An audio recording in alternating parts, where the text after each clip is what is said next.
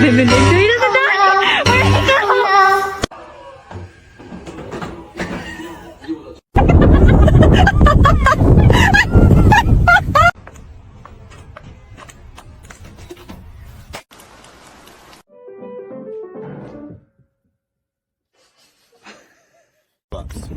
understand. Whoopsie daisy.